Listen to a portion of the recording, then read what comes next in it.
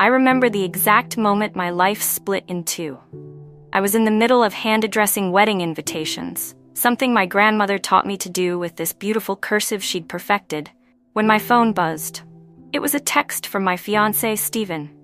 "We need to talk.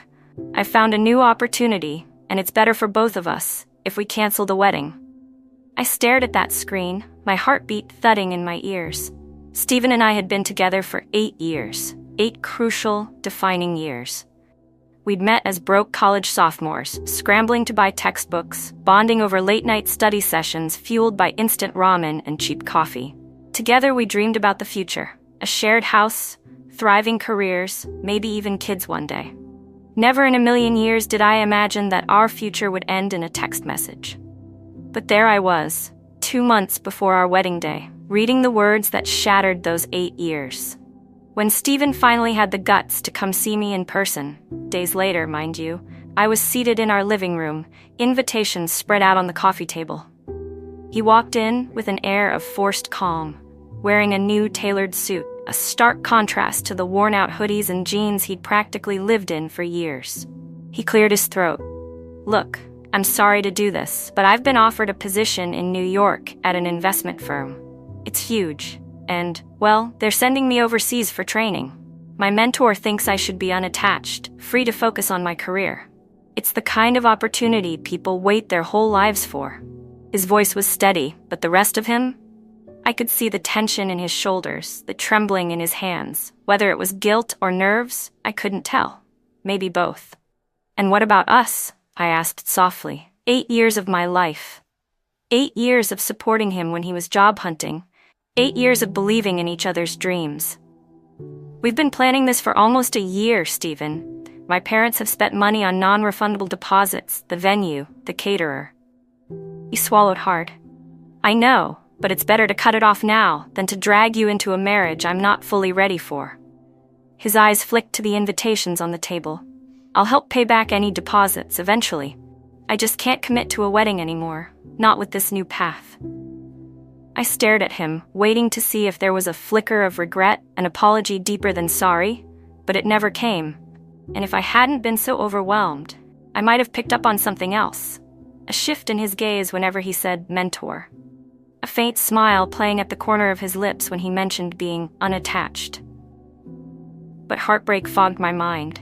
I just saw the man I loved walking away. In the aftermath, I was bombarded with calls. My mom sobbing on the phone about ruined centerpieces. My sister outraged that she'd lost money on her bridesmaid dress. Friends asking me if I was okay. I was not. I had to dismantle my dream wedding, one deposit at a time. The florist was sympathetic but firm on the cancellation fees. The venue manager tried to console me while explaining no refunds. Every call was a reminder of how thoroughly Stephen had detonated our life together. And then there was the house, technically an apartment we shared. He left me a note. "Take whatever you want. I'll be out by the end of the week." As if dividing up 8 years of memories was as simple as splitting the furniture. By the weekend, he was gone. Moved out in the middle of the day while I was at work. No real goodbye, no closure. I cried enough tears to fill a small ocean, but somewhere in the middle of the grief came an odd sense of relief. Because something in my gut told me, he's not just leaving for a job. There was a second part to that better opportunity, something he was keeping hidden. And deep down I knew I didn't want a marriage built on half-truths. A week later, I got a call from a mutual friend, Tanya, who worked in the same office building as Stephen. She sounded uneasy. "I saw Stephen today. He was with someone. A woman in a suit. They were laughing, kinda cozy." I felt a sharp pang in my chest. It wasn't proof of anything, but it confirmed that mentor might just be code for someone else. For 8 years, Stephen had never once mentioned a female mentor. Suddenly, he had one who encouraged him to call off his wedding? To be unattached? My hurt morphed into anger. This wasn't just about him chasing a career. He had a new fling, couched in fancy words like mentor and opportunity. And he had the nerve to frame it as some grand aspiration while leaving me with canceled wedding bills. I decided to block him on every social media platform. I couldn't handle the updates of him smiling in a new city, arms draped around a new woman, carrying on as if our 8 years were a trivial footnote. But before I did, I took screenshots. Just in case. My anger felt chaotic, but part of me wanted evidence. I wanted to remember exactly how cavalier he had been. My heartbreak didn't get to put my life on pause.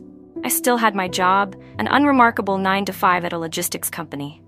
I'd been the steady breadwinner at times when Stephen was between jobs, always championing his ambitions. Meanwhile, my own dreams had been left unformed. I realized I'd spent 8 years making room for his plans without fully exploring my own.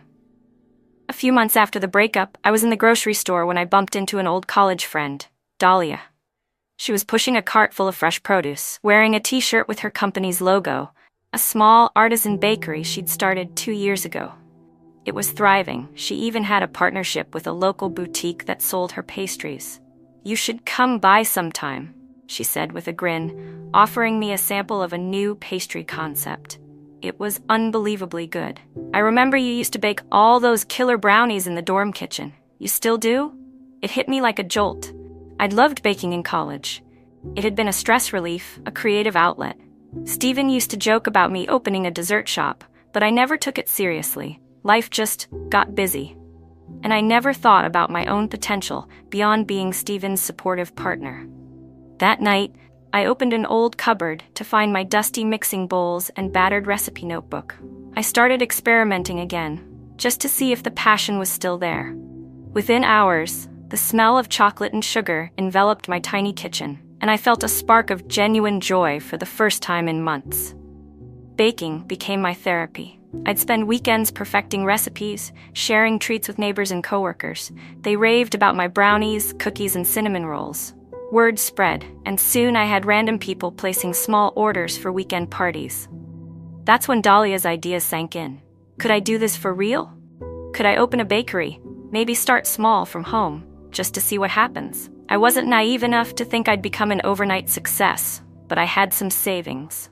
And ironically, because of the canceled wedding, and Stephen not reimbursing anything he'd promised, my family insisted I keep the leftover wedding funds they'd already allocated for me, telling me to spend it on something that makes you happy.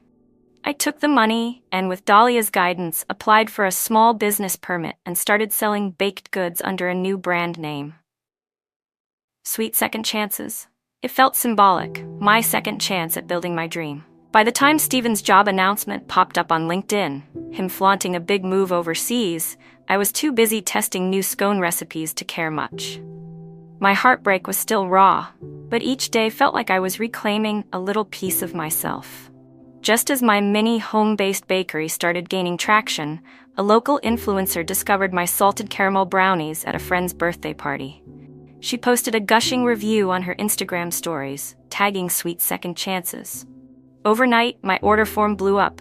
People started messaging me for custom desserts, catering events, even wholesale contracts with local cafes. A small flurry of excitement and chaos took over my life.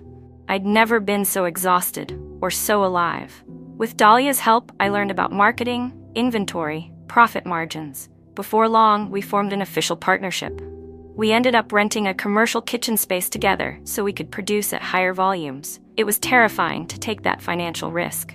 But with each successful order, each new customer who left a glowing review, I felt something I'd never really felt with Stephen, a sense of self-worth that came from my accomplishments. About 6 months after Stephen left, I heard through the grapevine that he'd broken up with that so-called mentor. She was, in fact, a senior executive at the investment firm, and rumor had it their fling didn't last once she realized Stephen wasn't as driven as he'd claimed. I thought, this must be some cosmic joke. The guy who left me for a better opportunity got dumped by his opportunity. I tried not to dwell on it. My business was now too demanding and too fulfilling for me to care about his drama. But then one afternoon, as I finished packing a large order for a corporate luncheon, I glanced at my phone. There it was, a text from Stephen. The first message since our wedding meltdown. "Hey, been thinking about you. I'm back in town for a bit. Could we meet?" My hand trembled, not from longing, but from sheer indignation. He's been thinking about me? After stomping on my life and walking away? Now that his shiny fling ended, he wants to see me? I wasn't sure if I should respond, but curiosity and a dash of anger prodded me. So I typed back, "I'm free Wednesday at 3 at Dahlia's Bakery." I wanted him to see me in my new element, surrounded by the success I'd built in his absence. Wednesday rolled around, and Stephen walked in, wearing a more modest suit than before. He looked older, or maybe just more tired. When he spotted me in the corner, he offered a tentative smile. "Wow," he said, taking in the bustling bakery. "Is all this yours?" "Mine and a partner's," I answered coolly. "We do baked goods, custom orders, catering. It's been quite a year." His gaze darted to the chalkboard menu, where Sweet Second Chances was written in bold cursive, followed by a list of specialty pastries. "This is incredible. I had no idea you'd started something like this." There was an awkward pause. He fiddled with the coffee cup I'd set out for him. I let him squirm. "You said you wanted to talk," I finally said. "So, talk." He cleared his throat. "Look, I just wanted to say I'm sorry for how I ended things. I was under a lot of pressure.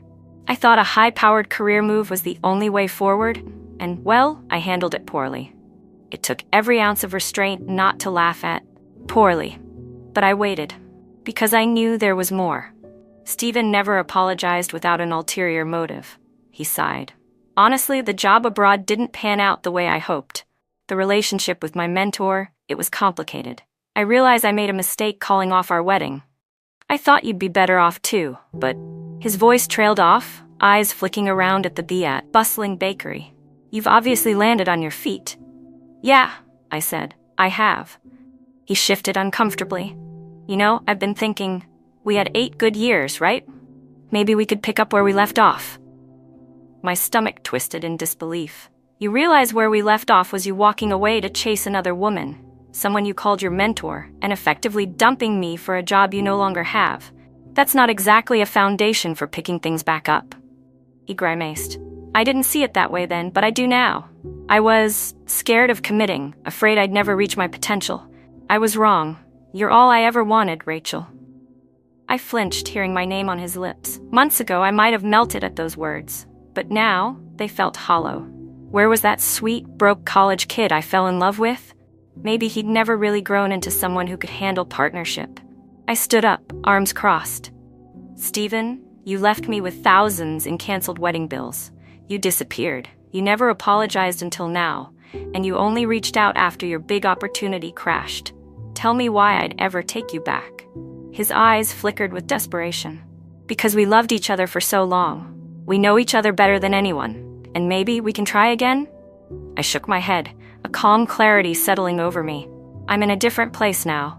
I have a life that I love, one I built without you. If you hadn't walked away, I might never have started this bakery. I'd still be stuck supporting your dreams instead of discovering my own." Stephen opened his mouth, but I held up a hand.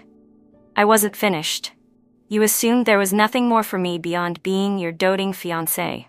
You had no clue what I was capable of. That's what hurts the most. You never saw me as an equal partner with goals and potential of my own. You only saw me as a placeholder." He leaned in, desperation etched on his face. "I see you now. I'm proud of you. Please, can we at least talk more?" I slid a small box of salted caramel brownies across the table, ironically, the same flavor that had put my bakery on the map. "These are on the house," I said softly. "But as for us, I'm afraid that chapter's closed." His shoulders slumped in resignation. He took the box like a peace offering, but the sadness in his eyes spoke volumes. With a final nod, he left. And for once, I felt no urge to run after him. Word spread quickly among friends that Stephen had tried to rekindle our romance and that I'd turned him down. There were mixed reactions. Some thought maybe we should work it out, for old time's sake. Others were thrilled I'd stayed strong. But for me, it wasn't about bitterness or revenge. It was about standing firm in my worth. For 8 years, I'd poured everything into Stephen's journey, forgetting I had my own.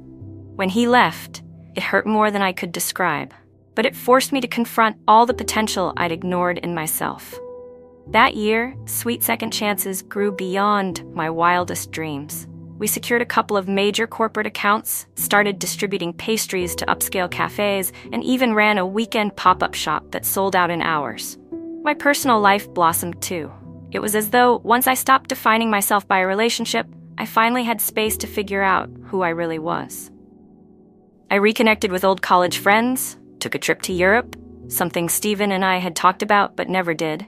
On that trip, I met a group of fellow female entrepreneurs, and we networked over coffee in Paris, exchanging business tips and stories of heartbreak.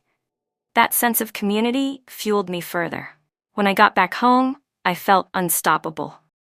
A few months after Steven's awkward visit, I opened the local newspaper to see a feature about sweet second chances.